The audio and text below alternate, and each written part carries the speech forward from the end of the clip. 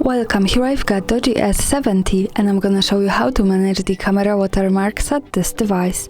So let's start by tapping on the camera button to open it, and for now we are on standard photo mode. Now we have to slide simply to the left to get access to more modes of this camera, because DOOGEE device gives us the only mode to manage the watermark, so let's pick it.